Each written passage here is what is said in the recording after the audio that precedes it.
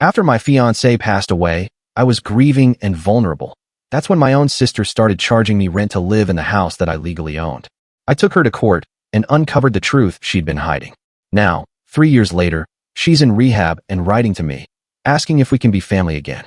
My beloved, Elias, passed away pursuing extra work shifts to finance our honeymoon. I had envisioned a white gown. I wore black instead.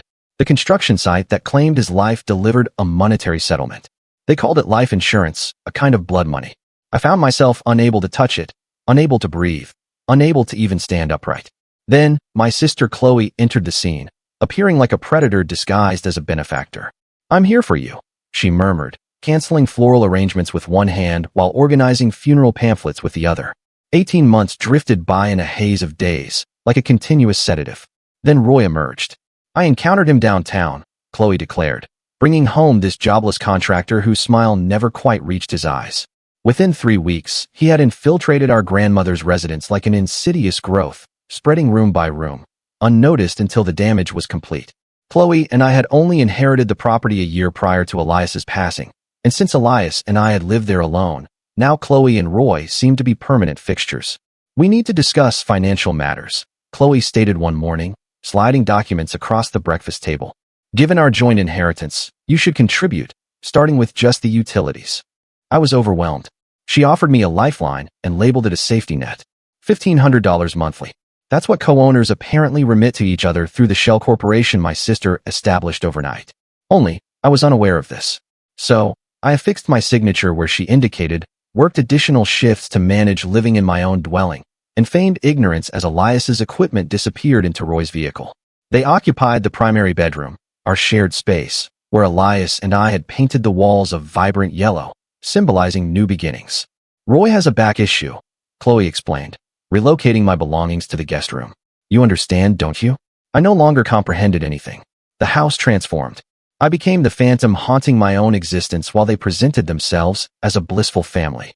"Our housemate," Chloe would announce at gatherings, indicating me as if I were an inanimate object. I would remain there, feeling hollowed, covering their housing costs and sustenance while they offered nothing but psychological manipulation and theft.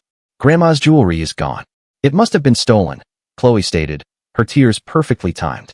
"We ought to replace the locks." My childhood companion, Maya, attempted to rescue me. She observed my diminishing weight, the dark circles beneath my eyes. But Chloe had exploited my sorrow. She insists on paying more rent. It's survivor's guilt. Hallie gave us the bedroom. She can't sleep there anymore. Hallie is hostile towards anyone trying to assist. They meticulously documented everything. Photographs of my despair. Recordings of my emotional collapse on Elias's death anniversary. Papers signed through tearful exhaustion. They were constructing a case, fabricating evidence, orchestrating my downfall. Then the bank contacted me, stating that Elias's safe deposit box required renewal. I had no knowledge of Elias possessing a safe deposit box. When I informed Chloe, her complexion turned ashen during dinner. "You're fixating," she hissed. "It's unhealthy." When I insisted on proceeding regardless, she placed an eviction notice on the table. 30 days. The documents I had signed without reading were a rental agreement. I was a tenant in my own residence. Roy cracked his knuckles. "I'll summon the authorities myself if you don't depart peacefully." I sought refuge in a motel that night. It was then that I experienced the first clear thought in months. Elias had mentioned something. Just before his demise, he had said, "I'm securing our future." Despite their threats, I resolved to visit the bank. The challenge was that I required Elias's keys, which were inside my home. Upon my return, the locks had been changed. A restraining order adorned the door like a perverse welcome mat. I had apparently threatened violence. This was news to me, but Chloe possessed the proof. Videos, text messages taken out of context. Even Maya now regarded me with suspicion. I engaged a lawyer whose sole counsel was, "Eviction procedures take months. Continue remitting rent, or you risk violating the lease." Meanwhile, Chloe had listed the house for sale as the sole proprietor. The safe deposit box necessitated 2 lawyers to open. I had to furnish proof of Elias's passing and that he had designated me as his beneficiary and heir. But everything was worthwhile when I beheld Elias's ultimate provision for me. The title deed to my grandmother's house and a letter. He had acquired Chloe's portion 6 months before his death. "Your sister is burdened by debt," his letter clarified. "I'm safeguarding you. She no longer possesses any ownership. The payment has been processed. It is done." She knew. Dear God, she knew. Each month, She had collected rent for a property she did not own. Every assertion of assistance was calculated, every tier meticulously placed. She had been defrauding me while I was consumed by sorrow. My phone rang. Chloe's voice had shed its pretense, threatening to have me institutionalized. She enumerated the evidence they had fabricated. Roy's connections at the state hospital. How they would confine me until I forgot Elias. Forgot the house. Forgot everything. We've done our research, Hallie. Who will believe the deranged, grieving girl over her compassionate sister? I ended the call, gazing at the deed that could dismantle them. My hands no longer trembled. Grief had incinerated everything tender, leaving only sharp edges and the lingering presence of Elias's protection. They had stolen everything else. They would not steal this. The struggle for my life had just commenced. I drove directly to the 24-hour FedEx, my hand steady on the steering wheel for the first time in months. The deed felt like a live ember in my handbag. I required duplicates, backups, evidence that could not vanish if they obtained the original. The fluorescent illumination cast a sickly yellow hue over everything. I fed the deed into the machine, observing it scan line by line. 20 copies. I would conceal them everywhere. My lawyer's office, a new safe deposit box, perhaps even mail one to myself at my workplace. As I stood there making copy after copy, I knew Chloe was at home shredding documents. Maya had messaged me earlier about observing her through the window, feeding paper after paper into their new industrial shredder. Bank statements, most likely. Anything that revealed the financial trail. My phone vibrated. A reminder for my pharmacy pickup. I would require my anxiety medication if I was to endure this conflict.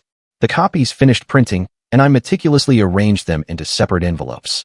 The grocery store pharmacy remained open until midnight.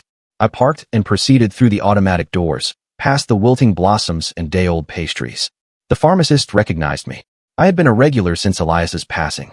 I provided my name and date of birth, watching her input the information into the computer. Her expression shifted, confusion slowly appearing on her features. Behind me, I heard a familiar cough, not just any cough. Elias's nervous cough, the one he produced when he was uneasy. My blood ran cold. I turned slowly. Chloe stood in the adjacent line, performing that cough again. She noticed my gaze and smiled. Then she stepped forward to the other pharmacy technician. "I'm here to collect my prescription," she stated clearly. "Hallie Morrison, Hallie." The pharmacy technician began typing. I opened my mouth to object, but Chloe turned to me with that same saccharine smile she had perfected over months of manipulation. "Oh, hello, sis. Collecting your medications, too? I'm getting mine." "Well, yours actually. You asked me to retrieve them. Remember this morning when you were having that episode?" The pharmacist looked between us, visibly uncomfortable. Other patrons began to pay attention. I maintained a steady tone.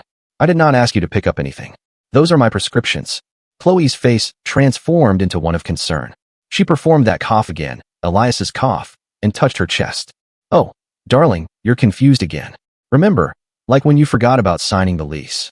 She turned to the expanding audience. "My sister has been experiencing such a difficult time since her fiancé passed. Sometimes she forgets things." I stepped forward, producing my identification. "I am Hallie Morrison. She is fabricating." Verify her identification, but Chloe was already retreating, hands raised in a gesture of mock surrender. "I do not wish to distress you. I will depart. Please take your medication, Hallie. You require it." She left, but the damage was done. The pharmacist regarded me with that expression I had come to detest. Part sympathy, part apprehension. She handed me my medication slowly, as if I might erupt.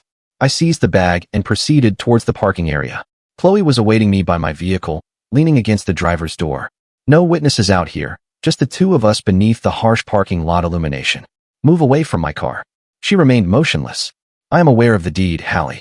Roy has contacts at the bank. They informed us immediately after your departure." I halted 10 feet away, keys clutched between my fingers. "Then you are aware you have been defrauding me every month while I grieved." "Defrauding?" Her voice rose, theatrical. A couple pushing a shopping cart glanced over. "You are accusing me of theft now after everything I have done for you." She elevated her voice further. "Hallie, you are having another episode, just like after father died." The couple stopped completely. The woman retrieved her phone. I recognized the look. She was recording. "Cease," I said softly. "Cease fabricating. I am not the one who is fabricating." Chloe was nearly screaming now. "You threatened me. You stated you would set the house ablaze. That is why we had to obtain the restraining order." She clutched her chest, hyperventilating. "Please, someone assist. She is unwell." More individuals gathered. Someone inquired if they should dial emergency services.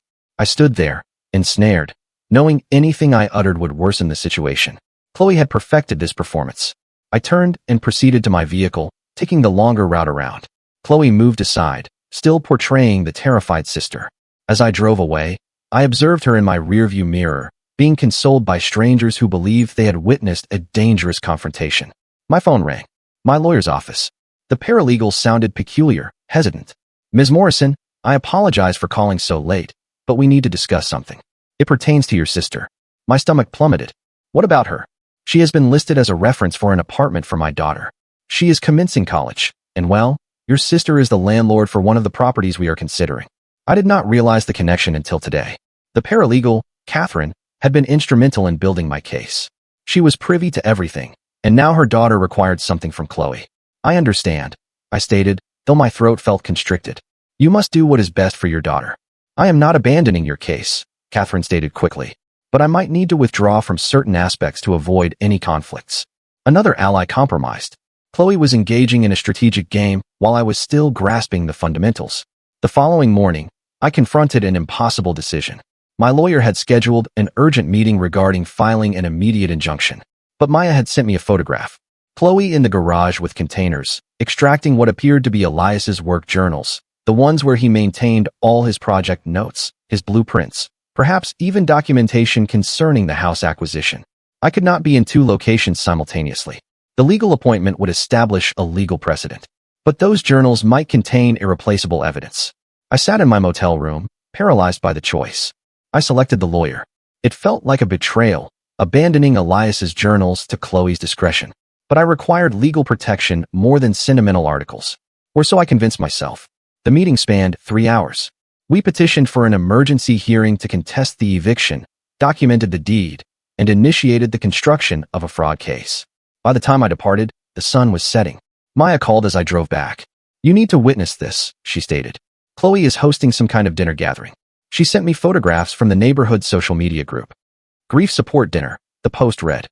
Supporting each other through loss. Pictures displayed Chloe serving pasta to a dozen neighbors. Roy captivating everyone with construction anecdotes. My absence noted in the comments as too fragile to join us yet. They were establishing themselves as the dependable, compassionate couple while portraying me as the broken sister unable to cope. Every neighbor who participated became a potential witness to their version of reality. My vehicle began emitting a grinding sound near the motel. Then my phone ceased functioning. Not merely the battery, but completely dark. The motel manager knocked on my door, requesting payment for an additional week. 3 crises simultaneously, and only one directly involved Chloe, but they all demanded immediate attention. I addressed the motel first, utilizing half my remaining cash to secure another week. The car would have to wait. I walked to the service station to purchase an inexpensive phone charger, hoping to revive my connection to the outside world. The ATM at the service station accepted my card, and I withdrew my daily limit. I needed every cent for the impending legal battle. As I counted the banknotes, I assisted a young mother whose car would not start, providing her with jumper cables from my trunk. It felt gratifying to help someone, to be useful instead of helpless. I did not notice the man at the fuel pump capturing images of me. Did not observe him rapidly texting. Roy's associate from his construction days, though I would not ascertain that until later. 2 days later, Chloe attempted to access the house's equity line of credit. I learned of it from a teller at the bank who recalled Elias. She telephoned me, whispering that my sister had completely broken down when they denied her access. She experienced a panic attack right there in the lobby, the teller stated.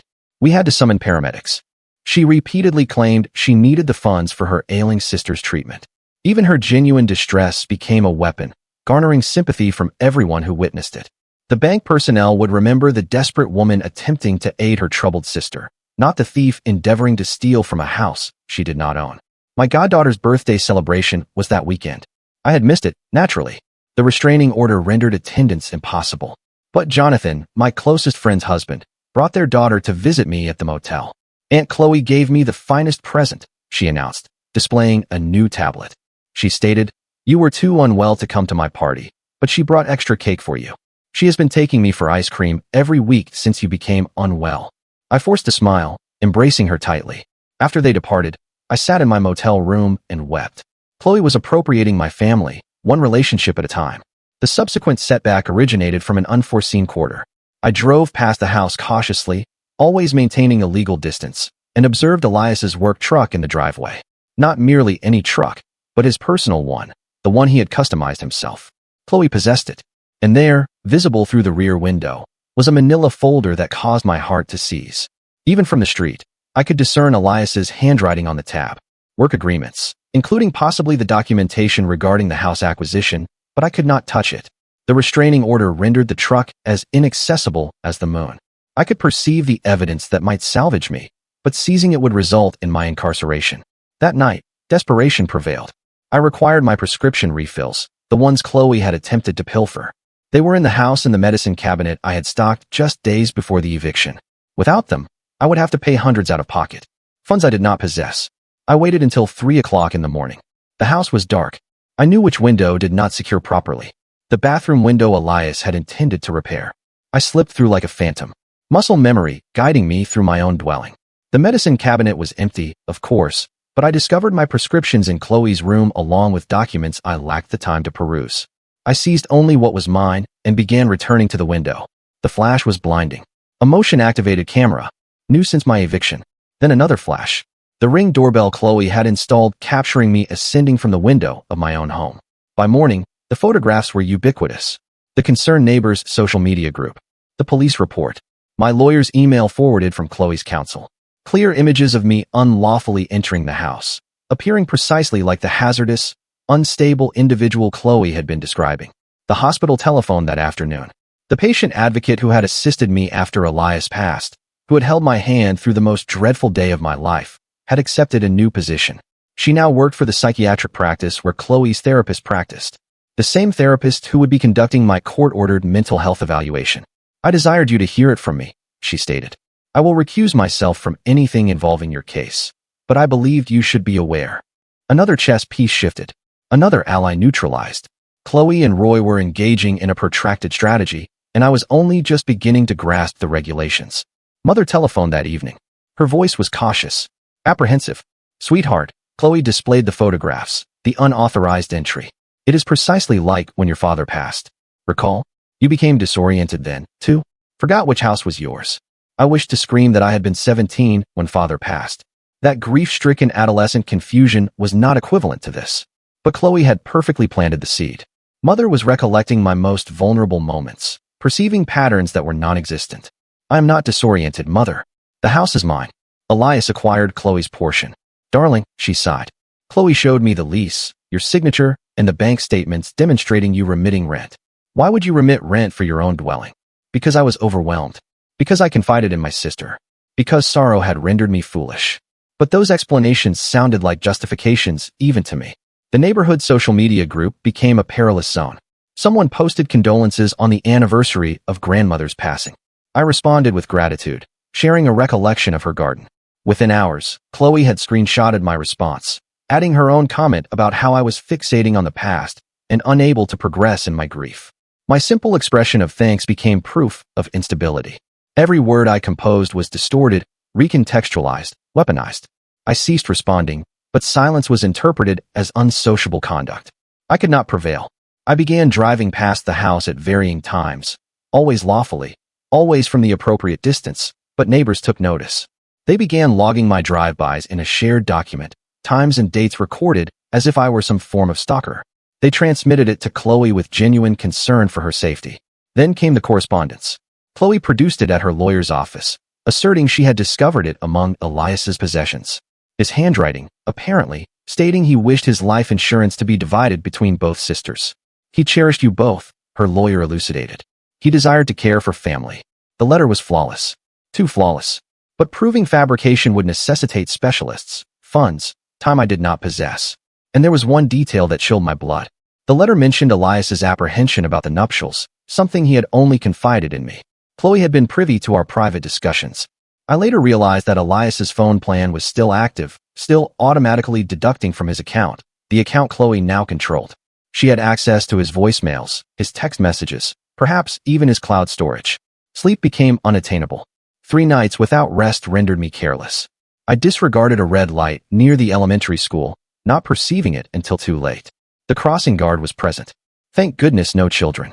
But she obtained a clear view of my face, of my exhausted, hollow eyes. By afternoon, the incident was on the social media group. Reckless driving near school. Appeared intoxicated. Endangering our children. Each comment another fastener in the enclosure Chloe was constructing around me. Nathan telephoned that night. My closest friend since childhood, married to Jonathan. She was weeping. He states I must choose, she sobbed. Either I cease enabling your delusions, or he is filing for divorce.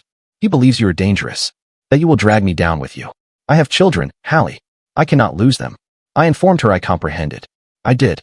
But comprehension did not lessen the pain when she stopped answering my calls. The coffee shop had been my sanctuary, the sole establishment in town where I could sit and contemplate without feeling observed. But that changed, too. Regulars began relocating tables when I sat down. Conversations ceased upon my entry. One courageous individual, someone I had known peripherally for years, finally revealed the reason. The neighborhood watch social media page, the one I was prohibited from joining, contained an entire discussion thread about my alarming conduct. Photographs of me at the pharmacy, security footage from the grocery store, that video from the parking lot confrontation. I thought you should see what they're saying, she whispered, then swiftly departed before anyone observed her conversing with me.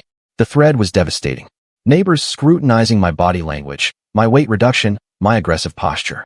Roy had added helpful context regarding my history of instability and their endeavors to secure me assistance. Then Chloe executed her ultimate maneuver. She asserted Elias had murmured something to her in the intensive care unit when I had stepped out to contact his parents. His final words, she stated, were about caring for me, ensuring I received help for my issues. It was brilliant. I had not been present. No one had. But the ICU nurse, moved by the narrative, had recorded it in her personal grief journal, the one she maintained to process challenging cases. She had written what Chloe conveyed to her, and now it was documented. Proof of Elias's ultimate desires. My colleague Victoria approached me at work. She required a favor. Her custody dispute was intensifying, and Chloe's connection at the county clerk's office could expedite some paperwork. Could I understand if she needed to maintain some distance, just temporarily? Everyone had a rationale. Everyone had something to lose, and Chloe knew precisely which pressure points to exploit. I located the jewelry. Maya had acquired a bracelet at the pawn shop and recognized grandmother's inscription. I possessed the receipt, the proof that Chloe had lied about its theft. But when I triumphantly presented this evidence to anyone who would listen, I appeared petty, vindictive. Who concerns themselves with jewelry when your sister is merely attempting to assist you? The truth was beginning to feel like a burden. Every piece of evidence I uncovered made me appear worse, obsessed, unable to relinquish control, fixated on material possessions instead of healing. The breaking point occurred at Target. I had discovered a discrepancy in Chloe's account. Proof that she had lied about her whereabouts when Elias's insurance payment arrived. I laughed, actually laughed, standing there in the store, clutching the receipt that substantiated her deception. The security camera captured it all. A disheveled woman laughing maniacally in the middle of Target, clutching a piece of paper. The footage made its way to Chloe's lawyer, evidence of my inappropriate emotional responses and deteriorating mental condition. I sat in my motel room that night, surrounded by evidence that portrayed me as deranged as often as it painted Chloe as culpable. Every truth I unearthed came enveloped in perceptions that made me appear unstable. The conflict was no longer about veracity. It was about impression, and Chloe was prevailing. I reflected on Elias, on his meticulous planning, his endeavor to safeguard me. He had foreseen this coming, or something akin to it. But he had passed before he could complete constructing our defenses. Now I was solitary, waging a battle on multiple fronts with diminishing resources and fewer allies each day. The restraining order kept me from my dwelling. The fabricated evidence kept me from my kin.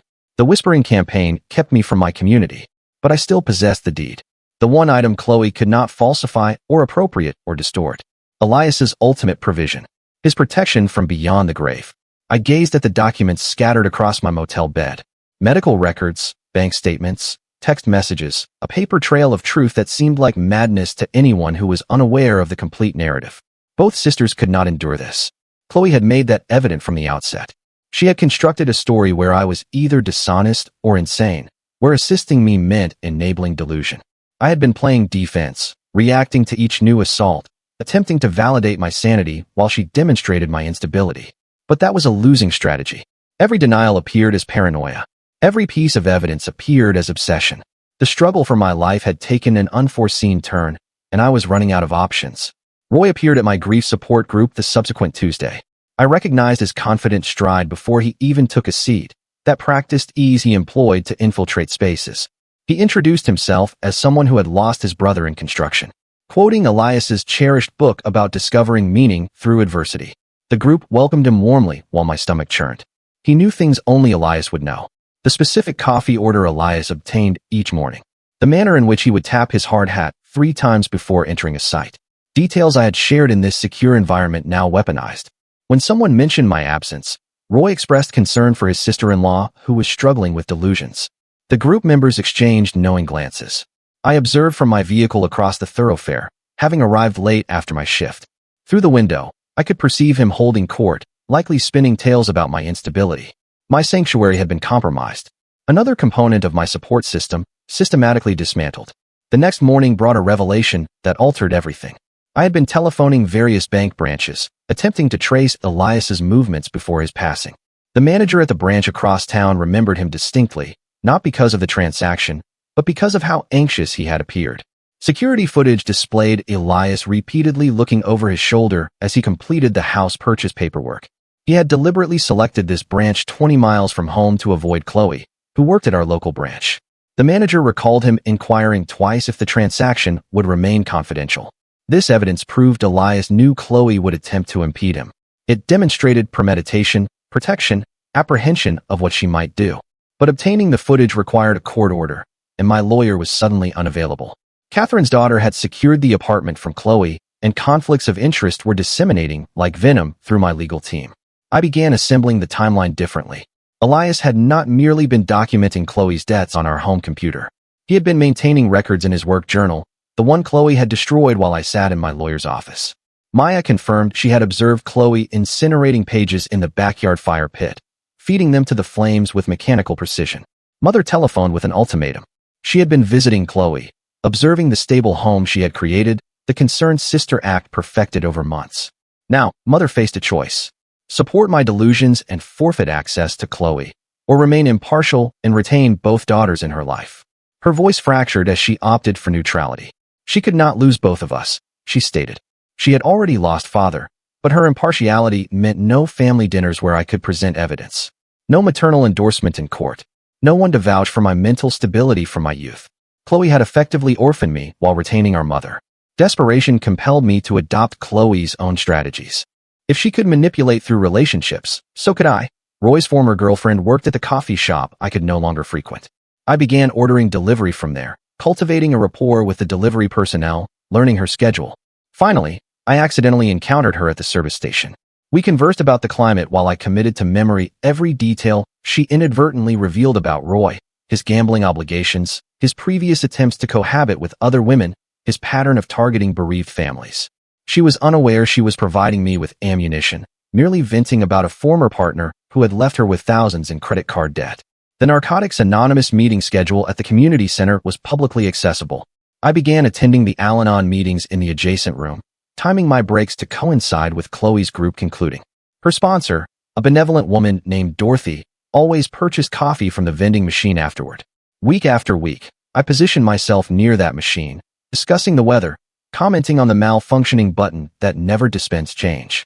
Slowly, carefully, I ascertained Chloe's sobriety date. 2 years after she had claimed, signifying she had been using when grandmother was passing, when the will was being drafted, when she had pledged to assist in caring for our grandmother. The breakthrough originated from an unexpected source. Elias's work partner's widow was clearing out their storage unit and discovered an old tablet her husband had used for job sites. On it were audio recordings Elias had made, documenting safety concerns, project notes, and his escalating anxieties about Chloe. His voice, digitally preserved, described finding missing checks from our joint account. Chloe's increasingly erratic conduct, her demands for funds. He had been building a case to compel her into treatment after our nuptials. The recordings were dated, geotagged, irrefutable. But Chloe had anticipated this. She created a fictitious social media profile claiming to be Elias's other fiancée, posting about their clandestine relationship, how I had stolen him away. The posts were backdated, the photographs meticulously cropped from group shots, the narrative convincing enough to make even the audio recording seem dubious. Was Elias documenting a sister-in-law's dependency or concealing an illicit affair? My goddaughter's recital was that weekend. I had promised to attend months ago before the restraining order rendered it impossible. The vacant seat in the auditorium was photographed, posted online, utilized as proof of my negligence and abandonment of family. The custody evaluator for Victoria's case noted my absence, adding it to a growing file regarding my unreliability. My credit cards reached their limit from legal expenses, while Chloe suddenly possessed funds for renovations. She had discovered Elias's emergency reserve, cash he had concealed for our honeymoon, and was employing it to transform the house. Every improvement she made increased its valuation, making it more challenging for me to afford to buy her out, even if I prevailed in the legal dispute. The confrontation at Elias's preferred eatery was inevitable. I had gone there seeking solace, ordering his customary meal, attempting to feel connected to him. Chloe and Roy arrived 20 minutes later, forewarned by someone. Always observed, always tracked. The scene that ensued traumatized the young server who had attended to Elias and me during our last meal together. Chloe wept about my harassment, Roy stood protectively beside her, and I remained motionless as the manager requested my departure. The other diners recorded everything. Another widely circulated moment of the unstable sister terrorizing the grieving couple. The server resigned the following day, unable to cope with the association with such public turmoil. Employment became unsustainable. Court dates conflicted with shifts. My exhaustion led to errors, and my reputation preceded me with new clients. When I requested unpaid leave, Roy's relative appeared as my temporary replacement. I overheard her on the telephone during her first day, assuring someone that the position would be permanent shortly. Residing in my vehicle outside the house I owned became my new reality. I parked just beyond the restraining order's perimeter, observing Chloe hosting dinner parties in my grandmother's dining room, perceiving shadows moving past windows I had cleaned, lights illuminated in rooms I had painted.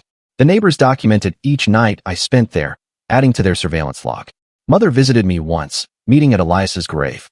She implored me to allow him to rest peacefully, to cease destroying myself and everyone who cherished me. Her words cut deeper than any of Chloe's falsehoods. She genuinely believed I was succumbing to grief-fueled delusion, that my pursuit of justice was truly an inability to accept reality. The investigation I had initiated had repercussions I had not anticipated. Elias's work associate, who had shared personnel files demonstrating Elias's apprehensions about Chloe, was suspended pending an ethical review. His daughter inquired why her father was home all day, why he appeared so despondent. His spouse contemplated separation, unable to manage the financial strain and social embarrassment of association with unstable Hallie. I was ruining innocent lives in my quest for truth. Each ally who assisted me incurred a cost, professional ramifications, social isolation, familial tension. Chloe did not have to assault them directly. The mere association with me became detrimental. Maya posed the question I had been evading during one of our infrequent meetings. We sat in her car, windows obscured by condensation from the rain, and she regarded me with weary eyes. What if I was mistaken about everything? What if grief had distorted my recollections, caused me to perceive conspiracy where there was only concern? I could not respond immediately. The uncertainty crept in like a mist, obscuring the clear distinctions I had drawn between truth and falsehoods. Every piece of evidence could be interpreted differently. Every fact could support multiple interpretations. What if Chloe genuinely believed she was providing assistance? What if I was the architect of my own undoing? To maintain any credibility regarding my current mental state, I had to publicly acknowledge past difficulties. Yes, I had experienced addiction issues during my college years. Yes, I had required therapy after father's passing. Yes, I had been on medication for anxiety before I encountered Elias. Each admission intended to demonstrate self-awareness became another brick in the barrier Chloe was constructing around me. The work journal revelation struck hardest. Concealed in Elias's old toolbox in my storage unit, I discovered his project log. In it, clear as day, were notes about Chloe pilfering checks from our account. But beneath, in my own handwriting, were dismissive remarks. Work stress, I had written. Talked to him about paranoia. He had attempted to inform me. Months before his demise, Elias had perceived Chloe's capabilities, and I had dismissed it as workplace anxiety. The evidence I had been seeking substantiated my own oversight. How could I claim to see clearly now when I had been so profoundly mistaken previously? Chloe's lawyer filed an emergency injunction while my lawyer was undergoing a scheduled surgical procedure. The junior associate handling my case was overwhelmed, unprepared, and confronting Chloe's team alone. By the time my lawyer recovered, temporary directives were in place that I could not afford to contest.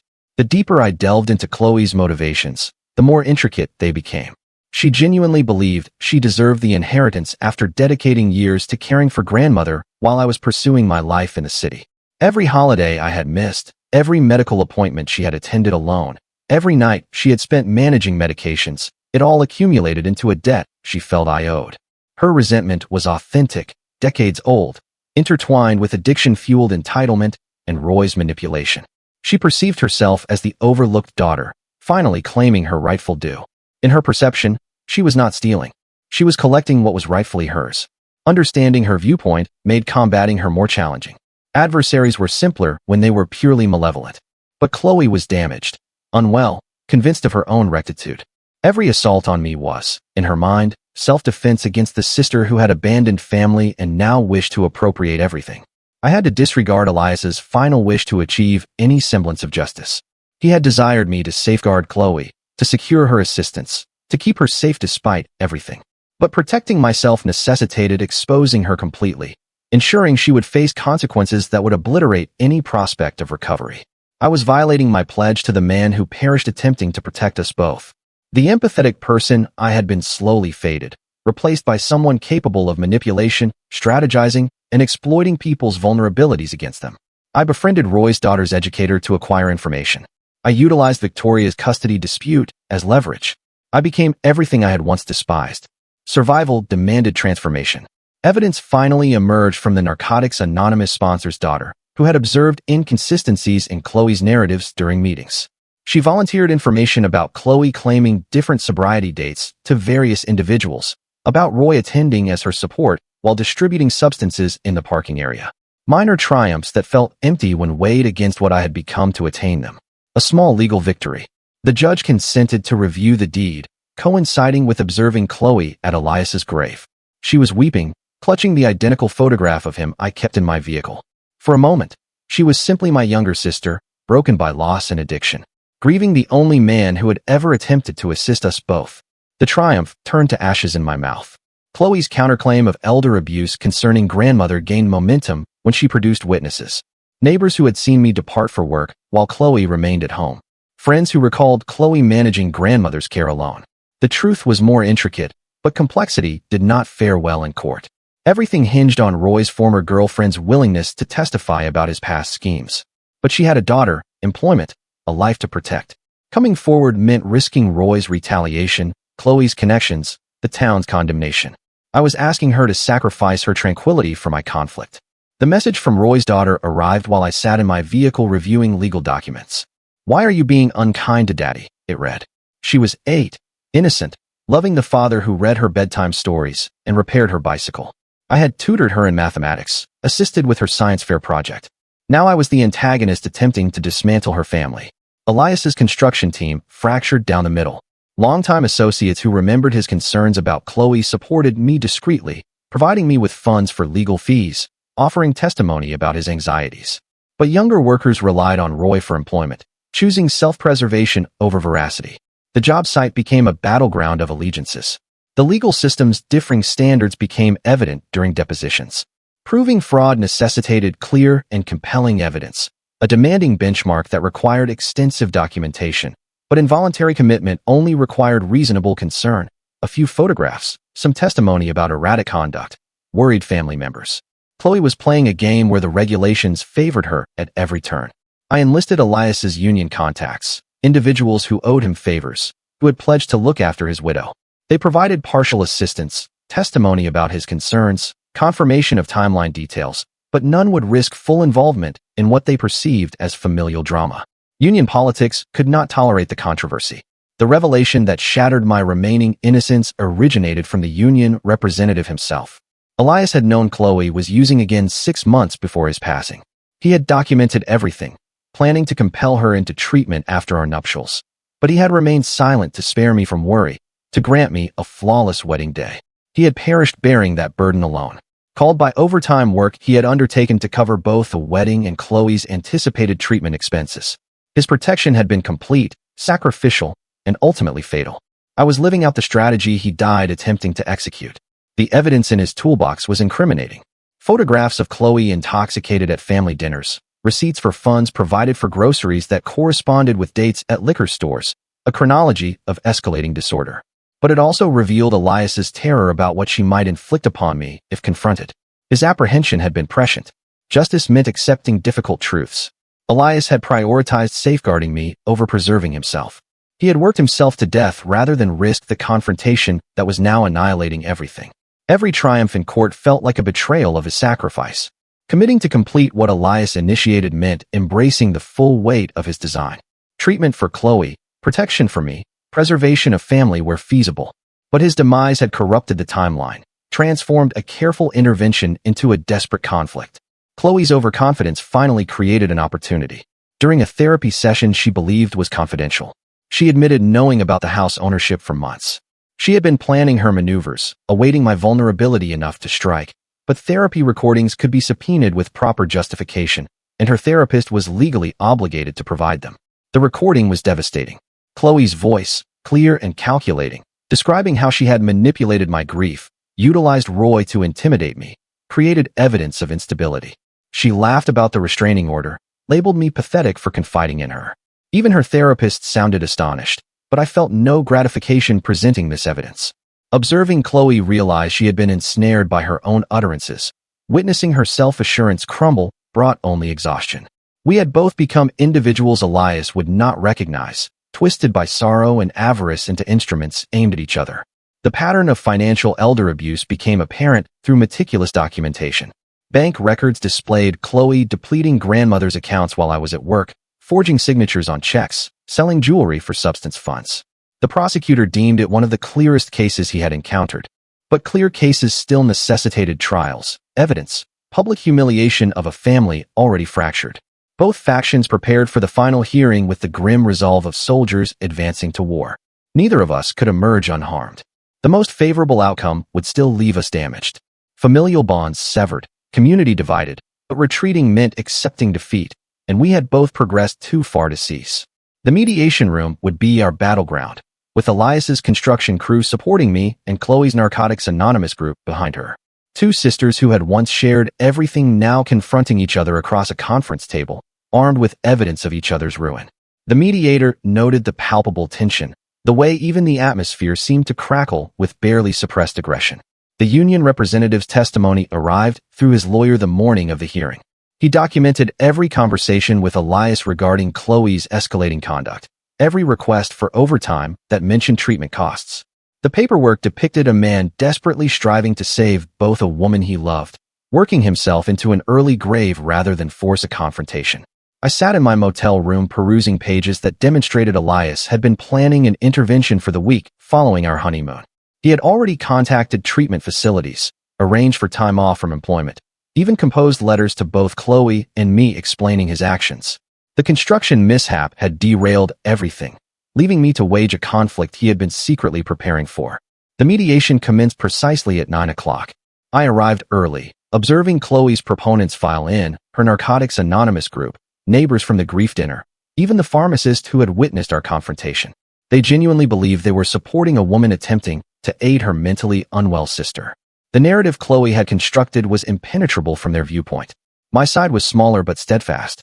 3 of Elias's crew members, the bank manager who had finally consented to testify about the confidential transaction, Maya who documented the paper shredding, and surprisingly Dorothy from Al-Anon who pieced together Chloe's falsehoods about her sobriety timeline.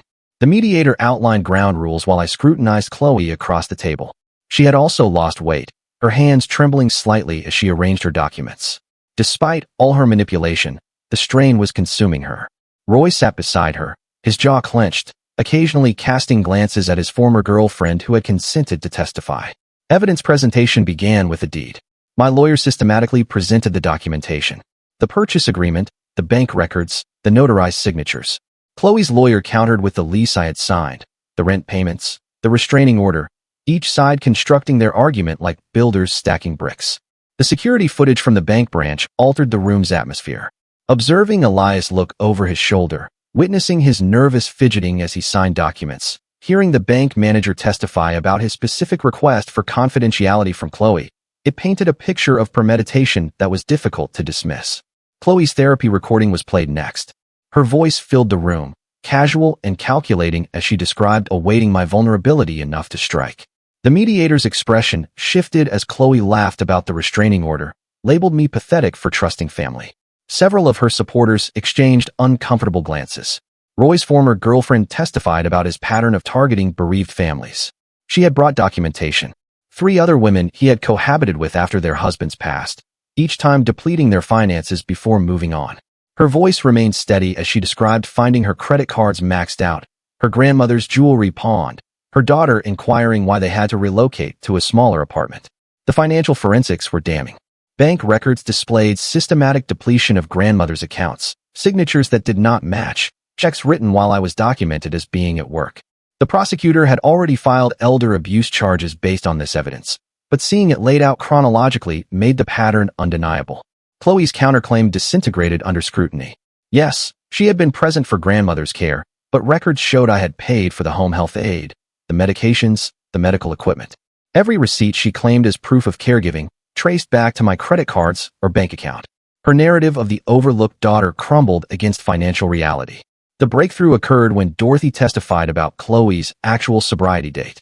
Meeting records, sign-in sheets, even photographs from events proved Chloe had been using during grandmother's final months. The woman who claimed she had sacrificed everything to provide care had been intoxicated during the will signing, the funeral arrangements, the estate settlement. Chloe's composure finally shattered. She rose abruptly, overturning her water glass, accusing everyone of conspiring against her. Roy attempted to calm her, but she shoved him away, screaming about how I had stolen everything. Elias, the house, mother's affection, even her sobriety narrative. The mediator called a recess. I stepped outside needing fresh air and discovered Mother in the corridor. She had been observing through the small window, tears streaming down her face as she finally comprehended the full extent of what had transpired. We did not speak, but she squeezed my hand before returning to her seat. When we reconvened, Chloe's lawyer proposed a resolution. She would relinquish all claims to the house, repay the fraudulent rent, submit to mandatory treatment. In exchange, I would drop the criminal charges, permit supervised contact after 6 months of verified sobriety, and divide Elias's life insurance, as his fabricated letter had suggested. I reflected on Elias, on his strategy to compel treatment while preserving familial bonds. This was not how he had desired it to unfold, but the ultimate outcome aligned with his objectives. Chloe would receive assistance. I would reclaim my home. Perhaps eventually we could reconstruct something from the remnants. The agreement required 3 hours to finalize. Every detail scrutinized, every contingency planned for. Chloe would wear an ankle monitor during house arrest, submit to random substance testing, attend mandatory therapy. Roy faced separate fraud charges for his previous schemes. His destiny no longer linked to Chloe's. As documents were signed, I observed my sister across the table. She appeared smaller, somehow, deflated, without her manufactured narrative to sustain her. When our gazes met, I discerned a flicker of the girl who had helped me construct blanket forts, who had held my hand at Father's funeral, who had been my closest friend before addiction rewired her mind. The house felt unfamiliar when I finally returned. Chloe and Roy had departed that morning, supervised by sheriff's deputies. Their possessions were gone, but the alterations remained. New paint in the living area, different furniture arrangements, the primary bedroom that still faintly smelled of Roy's cologne. Elias's construction crew appeared unannounced the subsequent weekend.